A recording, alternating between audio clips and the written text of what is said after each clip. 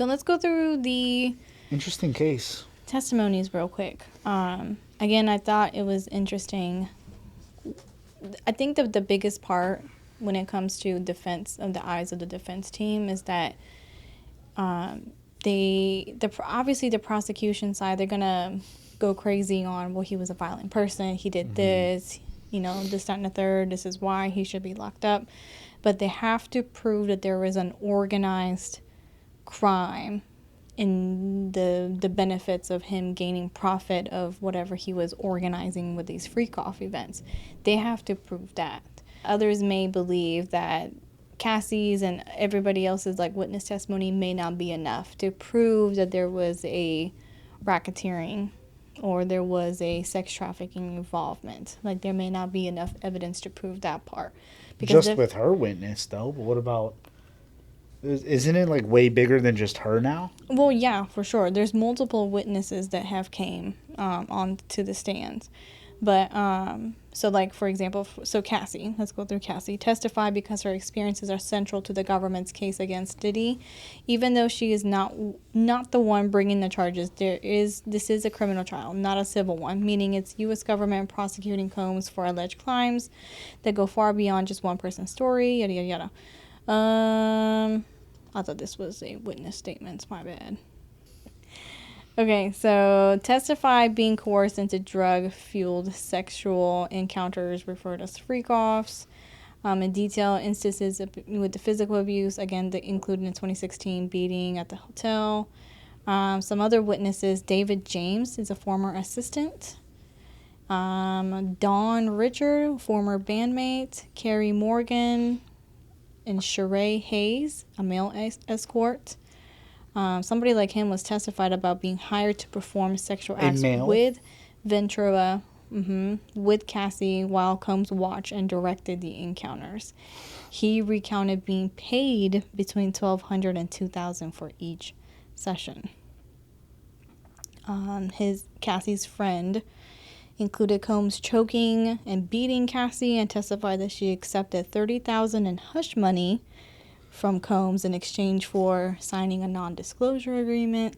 So things like this is coming out. That is crazy. But it's how much of that is actually normalized in that type of Hollywood lifestyle? Don't people that are big enough, everybody has to sign an NDA. Right. So it's so I see the fine line that they're trying to paint each other with. And even... It's what's real? And even Diddy is coming out that this is consensual on Cassie's part, that she accepted... He described their lifestyle as a swinger lifestyle. Yeah, sounds like it. So she accepted it, and knowing that this was a part of being in a relationship with him, which is so weird. That is not my cup of tea, but maybe for some people it is. And it may not be as weird for other people who are, I guess, engaging in this type of lifestyle, that this is just normal for them. So it was just, just how they... That's what the relationship was. Yeah. Right. So the defense team has even brought up evidences her text messages. But in her text messages, it says, she can't wait, for the freak-offs, things like that. Because she's even, putting it out there that she, as a victim, couldn't leave the relationship. It was abusive. Which, I have to acknowledge the people who are going through domestic violence and assault in their homes. It's not sometimes easy to leave that situation, so I can understand where she may be saying that. But when you accept money in return, is that really right? Something that doesn't make sense to me. Right. If you weren't comfortable with it, why would you accept $30,000 to sign an NDA? Why would you, if you really didn't, you clearly had a choice,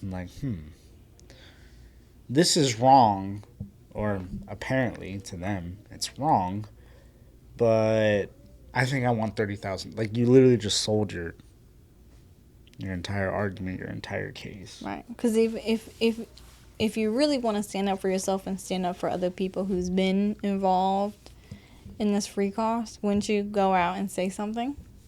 you know? Yeah, but rather it's than to take the difficult money. at the same time too, because not everybody has the like willpower to do that, because it's also shameful. And humans don't like shame. They don't like feeling ashamed, and they'll do anything to feel ashamed, to not feel ashamed, which is what brings out competitiveness. You know, you don't want to lose, you want to win. But my point is that it's complicated. It's like different stories, and whenever people, oh well, why didn't you come out like and say this a long time ago? It's like, well, you know, sometimes people have a hard time processing their trauma in certain cases. But in some cases, it's like people just want to get something out of it. You know, some people actually do have a hard time processing the trauma, but there's people out there that try to take advantage of it and be like, you know, get the best of both worlds. Like, okay, he gave me $30,000, but I still want to feel like this because I can get more money. So I'm going to try again, you know, even though it could have been consensual. Who knows? But that's what makes it hard, and I think that's like common in legal cases too, like especially in like cases where people are forced to do things that they don't want to do, like women or men, because I guess it happens to both genders. But you know, sometimes they don't come out right away, or on college campuses, sometimes they don't come out right away. Sometimes it's the community that holds them back. Oh, no, everybody's going to know. I don't want anybody to know. I'd rather sit here and suffer inside. So it makes it complicated. I think this case makes it even more complicated because I don't understand how it's getting so far if she signed an NDA and stuff. Like, why? What do you mean so far?